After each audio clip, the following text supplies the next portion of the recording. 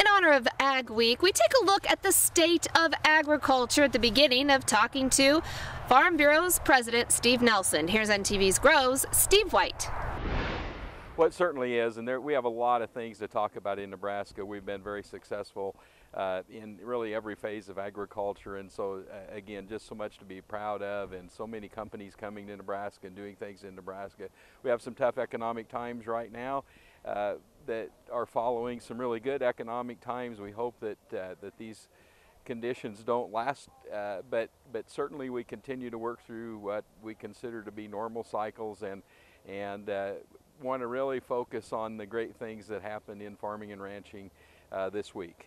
You know, it's a good chance for us to look back and look at where the industry has come. In the last few years, such a focus on connecting people to agriculture. People want to know where their food comes from, and do you feel we've made some strides in that area? Well, I think that probably the biggest stride that we've made is that we've really begun to understand what you just asked about as being true, that people don't understand where their food comes from, and that it's really important that we talk about how food is raised, where it comes from, how we care for our animals, all of those kinds of things. And there's a lot of work to do. I think that we'll be at that kind of work for the rest of our careers. I think it will be part of what we do in the future to talk about all of the good things of agriculture. And again, this week is really an opportunity to do that.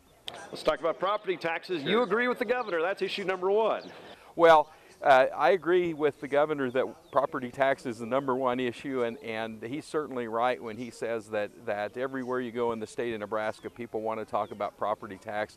It's their number one issue and number one concern, and we really do need to deal with that. It's certainly my hope that within the last remaining days of the legislature here, 19 days left as we speak today, that we get to the property tax issue. I know the Revenue Committee is working to bring a bill out, and we really need to take the time that's necessary to make sure that a bill does come out of the Revenue Committee and that we'll have time to get that passed.